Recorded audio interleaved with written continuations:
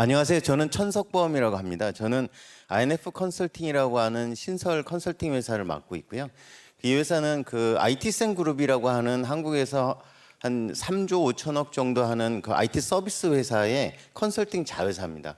그전에는 한 10년 정도 SAP 코리아에서 그 솔루션 담당이나 여러 가지 일을 했었고, 그전에는 IBM에서 기업용 솔루션을 구축하는 컨설턴트의 이 디비전을 맡아서 일을 했습니다. 그래서 저는 여기 계신 많은 분들이 이제 그 소프트웨어 개발과 관련된 일을 많이 하신 걸로 알고 있고요. 저는 그런 기업용 어플리케이션들을 고객 그 사이드에 가서 임플리멘테이션 하는 그런 역할을 많이 했습니다. 그래서 오늘 말씀드리려고 하는 게 여러 가지 그 소프트웨어 개발에 대한 테크놀로지 이런 건 많이 들으셨을 테니까요. 그거를 위해 들어가는 이 소프트웨어 어플리케이션이 무엇을 추구를 하고 있나, 고객들은 뭘 원하고 있나라는 측면에서 한번 말씀을 나눠보도록 하겠습니다.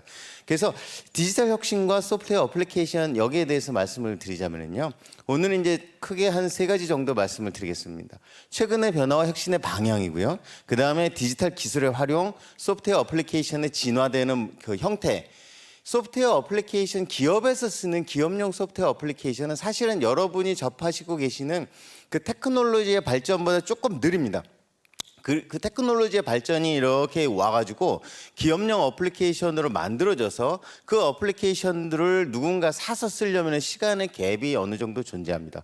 그러면 이걸 위해서 각 회사들이 아니면은 각 이 인더스트리에서는 어떤 생각을 가지고 있는지 한번 살펴보도록 하겠습니다.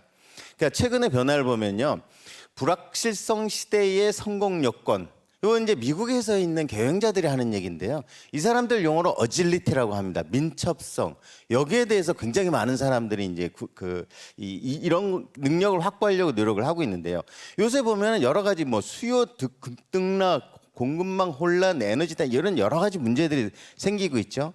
이러면서 사업 목표를 이 사람들이 가지고 있는 여러 용어를 통일을 시켜서 살펴보면요, 회복 탄력성, 수익성, 지속 가능성 이런 것들을 타겟으로 하고 있는데 그 근본은 데이터 중심의 분석과 예측 기반을 가지고 뭘 해보려고 하는 이런 것들이 이제 굉장히 많이 이제 활성화되고 있고요. 그 기반이라고 하는 거는 민첩성이 추구하는 경영이고, 얘는 예측이 어차피 어렵다. 세상은 어차피 빨리 변하고 난 모르겠다 어떻게 가는지.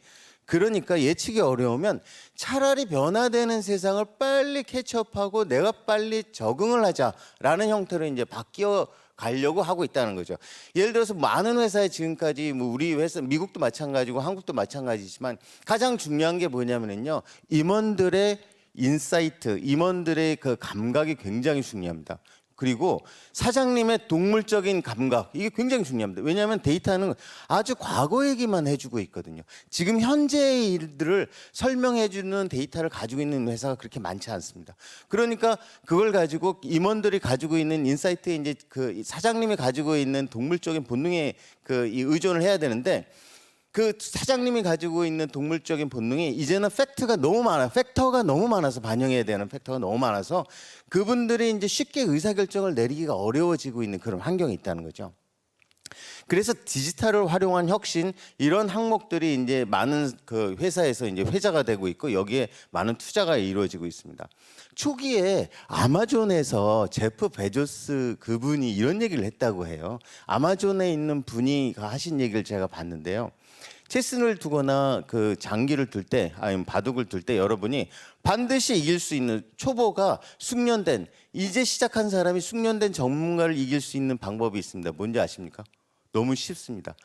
남이 한 수 둘 때 내가 2수나 3수를 두면 됩니다. 그러면 꼭 이겨요. 바둑이나 이런 게임들은요, 한 앞에 한 수씩만 두게끔 룰이 정해져 있지만 사회에서는 그렇지 않아요. 여러분이 몇 수를 두더라도 상관없습니다. 그 얘기는요, 빨리 연산을 해가지고 빨리 의사결정을 내리고 다음 수를 둘 수 있으면 여러분 둬버리면 됩니다. 그러면 여러분의 경쟁자는 어떤 리스폰스를 하겠죠?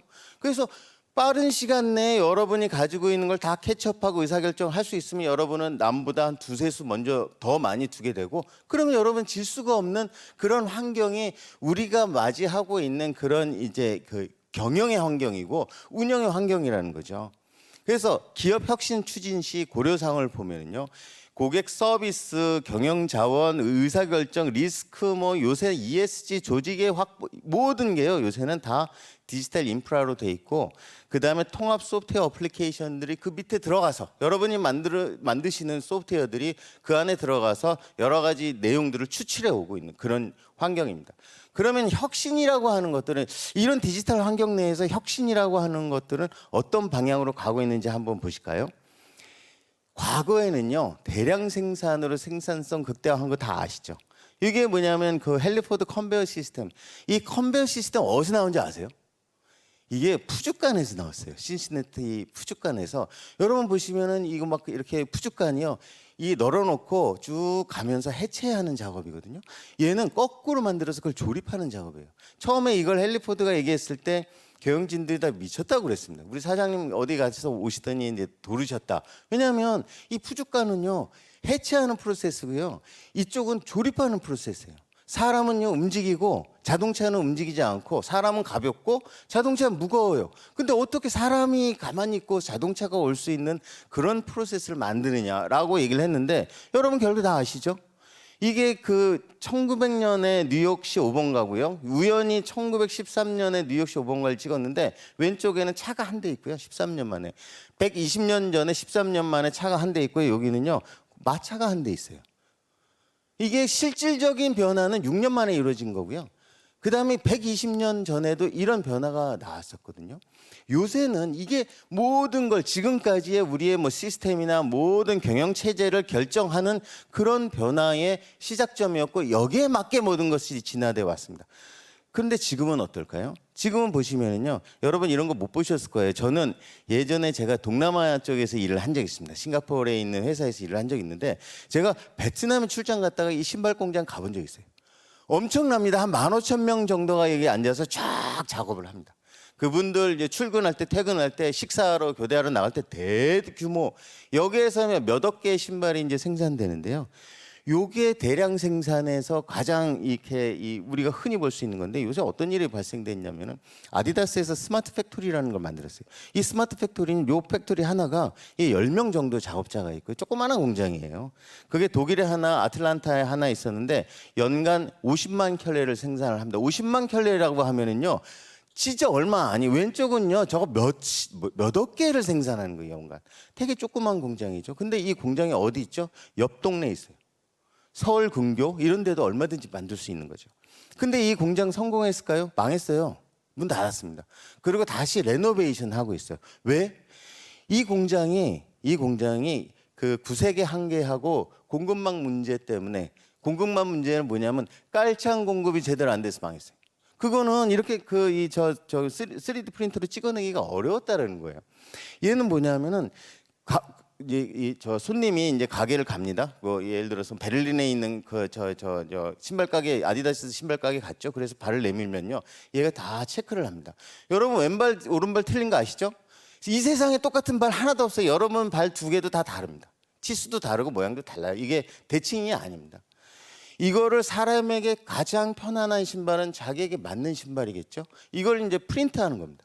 그리고 몇 사람의 작업자가 신발 이렇게 끈 꽂고 깔창 넣고 해서 이제 바로 택배로 납품하는 거거든요. 왼쪽에 있는 게 오른쪽으로 가려면 어떤 일이 발생돼야 될까요? 생산을 왼쪽 생산 방식하고 오른쪽 생산 방식은 굉장히 달라지는데 이 오른쪽 생산 방식이 앞으로 우리에게 올 이 그 매스 프로덕션에서 올 이런 방식으로 우리가 이 용어는 많이 들었죠. 매스 커스터마이제이션 이런 방식으로 오는데 이런 방식으로 온다라는 거를 그 아디다스가 있는 독일에서는 제가 예전에 그 SAP를 오래 다녔기 때문에 이 독일에서 어떤 일이 발생되고 있는지를 여러 가지를 들을 기회가 있었거든요. 이게 독일의 인더스트리 4.0이라고 이 사람들이 얘기하는 정부하고 민관이 모여서 규약을 만드는 그런 프로젝트가 있었어요. 굉장히 큰 프로젝트가 있습니다. 그게 플랫폼 인더스트리 4.0이라고 여러분 구글 가서 쳐보시면 쫙 나옵니다. 그러면 거기에 케이스들 그다음에 거기에 들어가는 기술 내용들 이런 것들이 쭉 정리가 돼 있고 많은 회사들이 따라야 되는 규약들이 정리가 돼 있습니다. 여기에서 얘기하는 이걸 보시죠. 자, 모든 거를 이 사람들이 이제 단계를 설정을 했어요. 자, 혁신은 이런 식으로 와야 된다. 특히 제조 혁신은 이런 단계를 거쳐야 된다라고 하고 첫 번째 얘기하는 게 고객 중심. 아까 말씀드렸죠. 왼발하고 오른발 달라요. 가장 편한 발은 신발은요 딱 내 발에 맞는 신발입니다. 볼이 넓은 사람 볼이 넓게, 등이 높은 사람 등이 높게. 고객 중심으로 가야 되고요. 그 다음에 이 고객 중심으로 간 거를 하나의 세그멘트, 신발 하나를 생산하고 그 도면은 버려요. 그러면 여러분 모든 R&D 프로세스부터 시작해가지고 거기에 들어가는 시스템들 다 달라져야 돼요. 주문받는 시스템 다 달라져야 돼요. 한 개만 생산하고 없어지는 프로세스를 만들어야 돼요. 그 다음에 거기에 디지털 스마트 제품으로 만듭니다. 거기에 칩 심어요. 그래가지고 이 고객이 어딜 가든 추적을 합니다. 이 고객이 예를 들어서 뭐 저 물가에 놀러 가잖아요. 그럼 아쿠아 신발 할 수 있는 이 아쿠아 신발 빌릴 수 있는 쿠폰 같은 걸 발급해 주는 거죠. 그래서 고객이 한번 잡히잖아요. 끝까지 추적을 해가지고 이 고객을 절대 놓치지 않고 끝까지 100개 먹겠다라고 하는 그런 전략을, 이거는 개인 기업의 전략이 아니고요. 그 독일에서 이제 만들고 있는 그 에코시스템 전체 스트럭처에서 따라야 되는 그런 프로세스를 정의를 한 겁니다. 근데 아까 아디다스는 세 번째까지 다 됐어요. 마지막에 요 네 번째에서 걸렸어요. 디지털 공급망 깔창 제대로 공급이 안 돼가지고요. 여기서 걸렸어요. 스마트 팩토리는 아까 만들었죠. 굉장히 작은 그 3D 프린터로 만들 수 있는 그런 팩토리를 만들어 놨는데 깔창에서 안 돼서 걸렸죠. 마지막에 얘네들이 지금 다시 만들고 있거든요. 마지막에 하고 싶은 게 서비스화입니다. 100유로를 내잖아요. 그럼 어딜 가든 뭐 마라톤 하러 가면 마라톤, 그 다음에 트레킹 하러 가면 트레킹, 그 다음에 그 물가에 가면 아쿠아 신발을 빌려주는 거예요. 100유로 내고. 그러면 이 고객은 한 번 걸리면은 절대 아디다스 이 테두리 밖으로 못 나가죠. 그래서 이걸 할 때는요, 과금 방식으로 모든 체계를 또 바꿔야 됩니다. 그러면 밑에 있는 항목들이요, 각 어플리케이션들이 가져야 되는 기능들입니다. 이 기능들은 기존에 가지고 있는 시스템하고 완전히 차원을 달리하는 그런 요구 기능들이거든요. 그러면 각 시스템들은 여기에 대응하는 것들을 만들어야 되고, 지금 굉장히 활발하게 이런 기능들을 만들려고 솔루션이나 뭐 개발사들이나 이런 데들이 노력을 하고 있습니다. 그래서 앞에 보시는 아디다스 그 팩토리 잘 하다가 뭐 이상한 거 트라이 했다가 망했다라고 보통 사람들은 생각하는데, 그게 아니라 이런 체계적인 플랜을 가지고 진행되고 있고 중간에 약간 허들이 왔으나 반드시 그것은 구현이 된다라고 하는 거는 믿어 의심치 않을 수 있는 그런 스트럭처를 가지고 움직이고 있다는 거죠. 그렇게 보면 디지털 트랜스포메이션이라고 하는 거는요, 디지털 기술을 활용을 해가지고 고객 경험, 비즈니스 모델, 운영 이런 거를 어떻게 바꿀까 하는 걸 근본적으로 달리하는데요. 달리하는 방식의 그룹핑을 또 이것도 이제 독일에서 나온 얘기들을 보면은요, 첫 번째가 비즈니스 모델을 바꾸는 겁니다. 그러니까 서비스 제품 파는 거, 신발 하나 파는 게 아니라 100유로짜리 서브스크립션을 파는 거, 이건 너무나 다 아시죠? 근데 그거 하나를 바꾸는 거가 모든 회사의 소원이지만 어렵죠. 그러니까 정수기 파는 것보다 그 코웨이처럼 이제 렌탈 정수기 파는 게 더 어렵죠. 대신 렌탈 정수기 팔면 소모품 계속 팔 수가 있고, 그 고객 안에 들어가 보니까 거기에 비대도 권장할 수 있잖아요. 이런 방식이에요.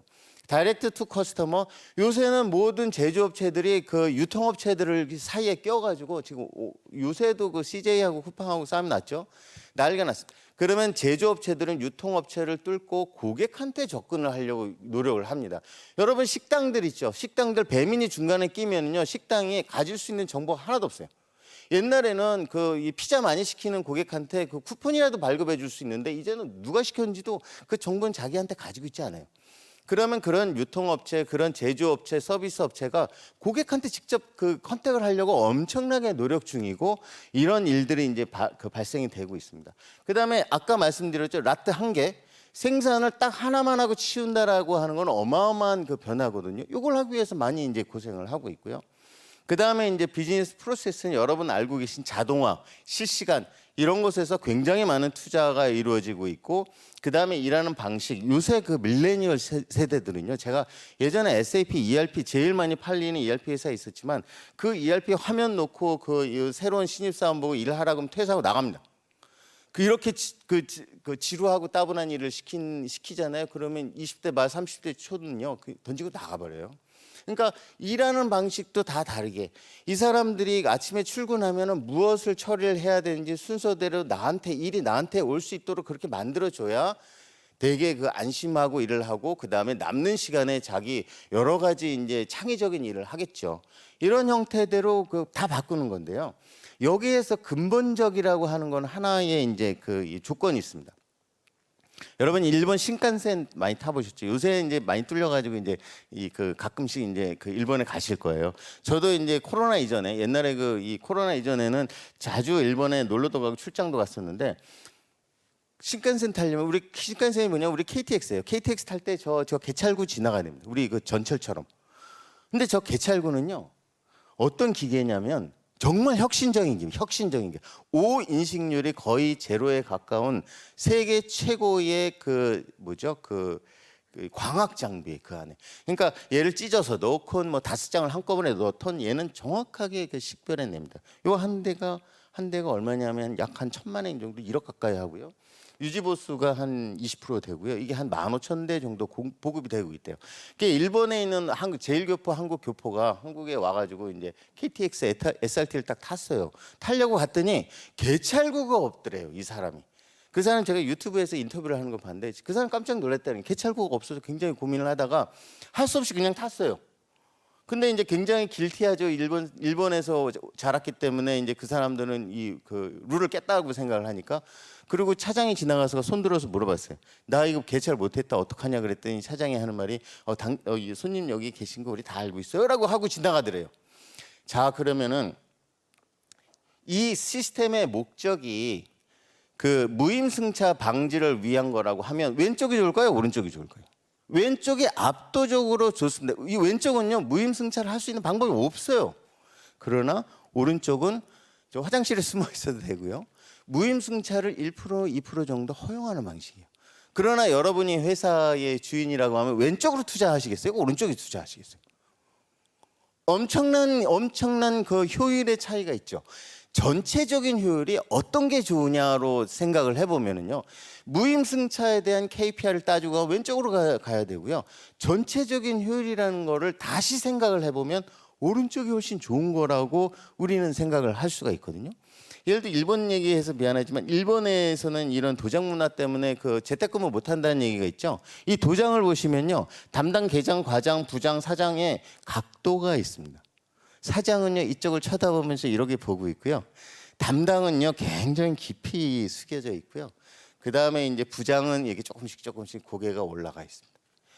이게 뭐냐면 이 사람들이 가지고 있는 전통 가치예요. 이 리스펙트 회사에서 자기의 존중심을 표현하는 가치예요. 이거를 그 가치를 유지를 하려면요 한국은 보나마나 이렇게 했을걸요. 다 여러분 회사는 이렇게 하죠. 이렇게 할 수가 없습니다. 왜냐하면 이거는 가치가 표현이 안 돼요. 그럼 어떻게 하는지 아세요? 미쯔비시하고 스타트업이 만든 기계가 있어요. 요거 1,000만 원 정도 한답니다. 1,000만 원 정도에서 도장 찍는 기계인데 이거 딱 놓으면은요.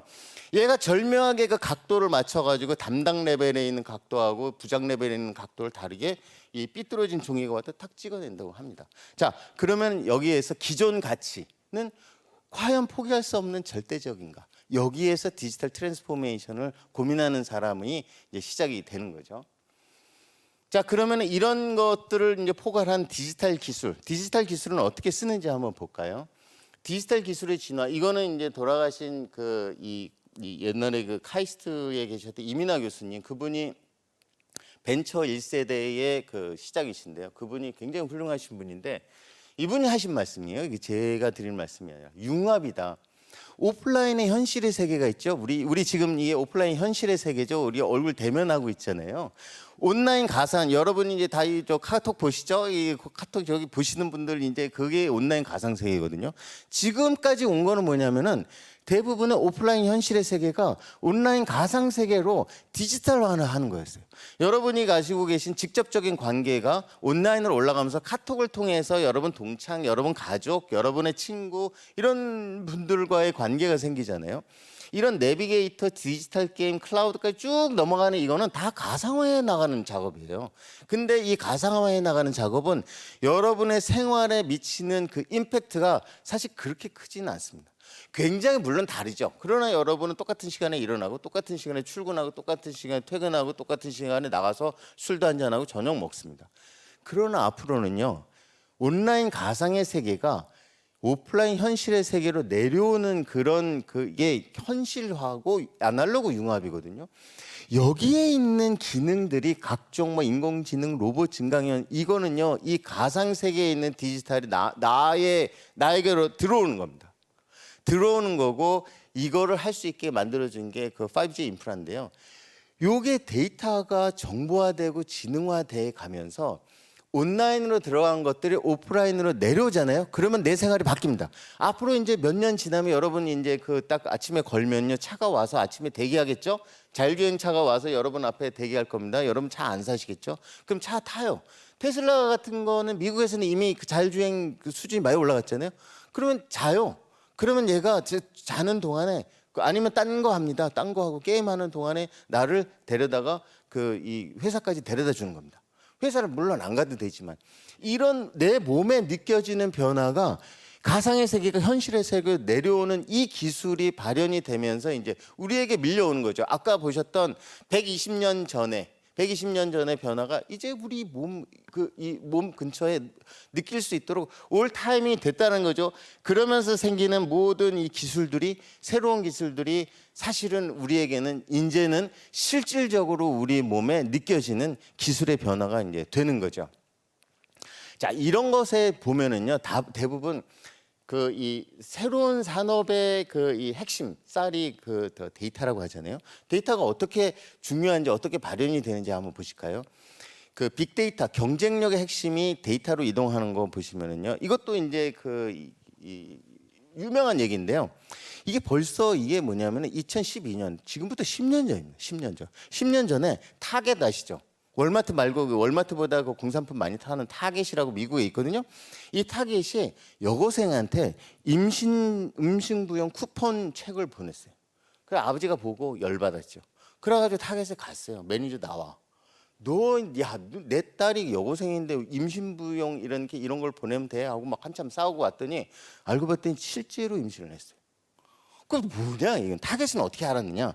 얘네가 이 여고생이 포인트 카드를 썼대요. 포인트 카드에 보면은요, 이 사람이 가지고 있는 그 물건을 사는 패턴이 어느 정도 되면 변화되는 거예요. 예를 들어서 향이 있는 로션이 향이 없는 로션으로 바뀌는 거예요. 사는 것들이. 이런 크라이테리아가 한 3, 40개가 딱 있대요. 3, 40개에서 어느 일정 이상 딱 걸려들면 이 사람은 죽었다 깨어나도 이 사람은 임신이다라고 이 데이터 분석 결과가 말을 하는 거예요. 그 데이터 분석의 크라이테리아 안에는요 나이는 없대요. 그러니까 이제 쿠폰북이 나간 거예요. 그래서 이걸 보면은 벌써 이런 것들을 해 나가는 게 10년 전인데요.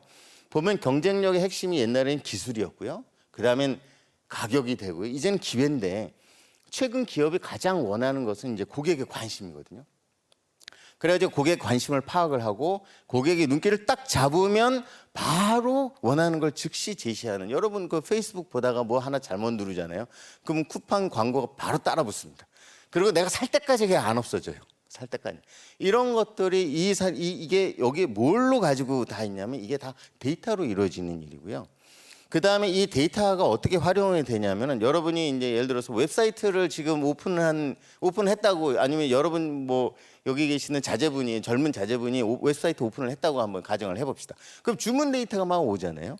그러면 주문 데이터를 이렇게 마스터 데이터 관리를 해가지고 이제 구분을 하면은 이 집에는 뭐 유아용품이 많이 팔리네, 요 유아용품은 얼마나 팔리네 이런 게 구분이 가능하고요. 그 다음에 그 데이터를 이제 공유를 하거나 통합을 하면 어떤 특정 집에 이 집에는 애가 둘인가 보다. 왜냐하면 유아용품을 남의 집보다 2배를 사네. 근데 그걸 가지고 전통적인 데이터 분석하는 걸 다 돌리면은요. 이 집에는 똑같은 걸 2배 사는 거 보니까 쌍둥이가 틀림없다라는 정보를 알 수 있어요. 그러면 어떻게 되죠? 그러면 쌍둥이형 트윈 유모차를 레코멘드를 해야 되겠네라는 거 하는 그 결론을 내리게 되는 거죠. 맨 앞에 있는 데이터하고요. 맨 뒤에 있는 데이터하고요. 데이터는 똑같습니다. 뭐가 다르냐? 그걸 어떻게 그룹핑을 해가지고 내가 활용할 수 있도록 만들었느냐의 차이가 있는 거죠. 그래서 데이터의 생명력을 불어넣는 거는 그걸 어떻게 활용하느냐에 따라 달려 있고요. 여러분 이제 앞에서도 나왔지만 여러분 다 알고 계신 인공지능이라는 게요. 인공지능은 뭐 다 아시죠? 그다음에 머신러닝은 사실은 인공지능하고 대별되는 게 인공지능의 सब셋 하나의 그 부분 집합이고요. 그다음에 이제 머신러닝의 부분 집합이 딥러닝인데 여기가 과거에는 물건 생산을 위해서 육체 노동을 자동화했다면 이제는 정보 생산을 위해서 정신 노동을 자유화하는데 인공지능의 그 한계라는 걸 보면은 여러분 이거 그림 많이 보셨을 거예요. 이게 왼쪽이 이게 빵이냐 저기 개냐 오른쪽이 이것도 그 빵이냐 고양이냐 이런 것들을요 사람보다 빨리 구분해냅니다. 요새는 그거는 금방 구분해내는데 구분해낸 이유가 뭔지 아십니까? 유튜브나 구글에 엄청나게 많은 사진이 있기 때문에 얘가 학습이 다 돼서 그렇게 되는 거예요. 그러니까 얘네들을 보면은요 정형화된 문제는 훨씬 빨라요. 그러나 미래의 예측 문제는 사람보다 오히려 늦어요. 왜? 데이터가 없어서 그래요. 왜 데이터가 없냐? 여러분 회사에 있는 많은 데이터 중에 실제로 다 까보면은 정말 개비지 데이터, 쓰레기 데이터들이 엄청 많거든요. 이걸 닦아내야만 되는 일이죠. 그래서 인식의 차이가 사람은요 소규모 관측을 해가지고 그러니까 저기 누구죠? 그 애기들한테 그 이 개 고양이 사진 유튜브 몇 개를 보여주잖아요. 얘는 벌써 다 구분을 해냅니다. 그러나 인공지능은요 엄청난 데이터를 이 안에 쏟아내가지고 얘네를 뭐 학습을 시켜야 돼요. 그 얘기는 여러분이 AI를 프로젝트를 하려고 하면 뭘 해야 되느냐? 데이터가 없으면 AI 프로젝트가 의미가 없어요. 데이터가 무슨 뭐 1000건, 10,000건 있어봐야 전혀 의미가 없어요. 얘를 의미 있으려면 10만 건, 100만 건, 1000만 건의 깨끗한 데이터가 있어야 이제 되는 거죠. 그래서 인공지능도 다시 가면요 데이터 문제로 귀속돼요. 그리고 이제 클라우드도 보면은요 이런 거를 보는데 기존 시스템은 저 앞에 있는 그 조그만 거고 클라우드는 좀 이제 볼록하잖아요. 볼록한데 기존 시스템보다 클라우드가 더 이제 비용도 많이 들고 이제 뭐 등치가 큰 것 같지만 사실은 기존 시스템이 가지고 있는 한계가 있죠. 왜냐하면 여러분 프로젝트 할 때 일단은 생각나는 것 이게 컨설턴트나 이제 개발자들 다 이렇게 확보를 했으면 얘네 뭐 쓰건 안 쓰건 간에 일단 쓸 가능성 있는 거 몽땅 다 개발해 놔야 나중에라도 뭐 한번 해볼 수 있잖아요. 그러니까 지금 현재 다 하지 않으면 미래를 다 예측을 해서 하지 않으면 안 된다가 기존 시스템을 운영한 사람들의 생각입니다. 그러면 어떻게 되냐면 CIO가 10년치, 5년치, 10년치를 예측을 해서 지금 확보를 해야 돼요. 하드웨어 확보하고 솔루션 다 확보하고. 근데 그게 5년, 10년 내에 자기가 거기 남아있을지 아무도 몰라요. 그런 현실이 기존 시스템에서 주는 거고요. 클라우드는 필요한 만큼 이제 증가시켜가는 개념이잖아요. 거기서부터 이제 개념이 왕창 달라지는 거죠. 그래서 클라우드로 보면은요, 제 친구들이 저한테 물어보는데 우리 회사 운영하는데 어떤 클라우드 해야 돼?라고 얘기하는 사람들이 있거든요. 그럼 제가 이제 그건 답답한 얘기죠. 아니 그 종류가 굉장히 많다. 예를 들어서 뭐 IaaS라고 하는 인프라만 쓰는데 파스라고 하는 플랫폼만 쓰는데 사스라고 하는 소프트웨어 쓰는 데가 있는데 예를 들어서 IaaS는 공유 주방, 주방만 빌리는 거고요. 파스는 저기 저 식자재 배달 아침마다 배달 시켜서 그거 가지고 공유 주방에서 만드는 거고 사스는 배달의 민족이 시켜 먹는 거예요. 근데 여러분 매일 시켜 먹지도 않고 피자는 만들어 먹는 사람 없잖아요. 그러니까 그 안에서도 시켜 먹을 거하고 내가 만들 거하고 주방만 빌리고 이런 것들이 내 안에서의 모양에 따라 다 다르거든요. 내가 이 데이터를 어떤 식으로 활용할 것인가에 따라서 각자 해야 되는 용도나 이런 것들이 우리 회사 안에서도 여러 가지 방식이 있다는 거죠. 그걸 모르고 우리는 클라우드로 가야 돼 말아야 돼 이렇게 고민하는 분들은 참 깝깝한 거죠. 자 보면은 이 데이터가 만드는 핵심은 클라우드에 올라간 데이터 중심의 세상, 이 개인 디바이스나 산업에서 그 클라우드로 데이터가 올라오고 그걸 빅데이터가 그걸 분석을 하고 그거를 인공지능에 보내서 이제 그거를 이 알고리즘을 만들고 그것들이 이제 다시 클라우드나 IoT로 들어가서 이제 기계를 조합하는 여기에 무슨 얘기가 있을까요? 자 데이터가 나오지 않는 곳에서 데이터 만들어내는 게 IoT고요. 엄청난 양의 데이터를 받아들일 수 있게 하는 게 클라우드고요. 그 다음에 쌓여서 거대한 데이터에서 숨은 패턴을 찾아내는 게 데이터의 분석이고요. 그 다음에 데이터를 자동화하는 게 인공지능. 그 다음에 이제 그 데이터가 언제 어디서로 쓸 수 있게 하는 게 이제 5G 통신인 거죠.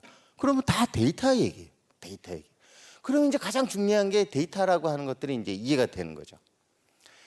그래서 여기에서 이제 제가 이 몇 가지 더 말씀드리고 싶은 것들이 이제 시간이 이제 얼마 안 돼서 집약을 해서 말씀드리고 나머지들은 이제 자료를 보시면서 참조를 하시면 되고요. 지금 기업의 현업의 기업 소프트웨어 어플리케이션의 현안은 다 쪼개져 있고 분산돼 있어요. 그러다 보니까 이 안에서 데이터를 관리하고 처리하기가 너무너무 힘든 거예요. 그러다 보니까 구슬이 서말이라도 꿰매야 보배인데 그게 안 되는 게 이제 문제인 거죠. 그래서 혁신을 위한 플랫폼이 필요한데 이 플랫폼은 요새는 이런 형태, 디지털 코어라는 형태로 이거는 뭐 ERP도 있고 여러 가지 이제 운영 시스템의 코어가 되는 운영 시스템이 있고요. 그래서 여기에 그 코어되는 시스템에다가 그 안에 외부하고 인터페이스하고 외부하고 커뮤니케이션 하는 걸 파스로 처리를 하고요. 그 다음에 여러 가지 필요한 기능들을 붙이는 사스를 써서 하는 이런 통합된 체계로 이제 운영을 하고 있는 게 이제 일반적인 그 기업용 그 어플리케이션의 개발 방식이고 그 다음에 운영 방식인데 여기에 따라서 이 프로그램 개발하는 것, 그 다음에 여기에 따라서 이제 개발하는 그 시스템 스트럭처 이런 것들이 엄청나게 이제 달라지고 있거든요. 이런 것들이 아마 여기에 나오신 다른 분들이 말씀드리는 새로운 기술 그런 걸 응용해서 여러분들이 이제 이 개발하신다고 저는 알고 있습니다. 그래서 오늘 이제 간단하게 기업용 어플리케이션들이 이제 어떻게 변화됐고 그다음에 뭘 하려고 하고 있고 그다음에 그 안에서 데이터들이 얼마나 중요성을 가지는지를 말씀드렸고요. 요게 나머지에 이제 몇 가지 장표들이 꽤 유용한 장표들이 있는데 그거는 한번 보시고요. 이 안에는 앞에는 제 그 이메일이 있으니까 혹시 궁금한 거 있으시면 저한테 이메일을 주시면 제가 아주 성심성의껏 그 답변을 드리도록 하겠습니다. 이상 마치도록 하겠습니다. 감사합니다.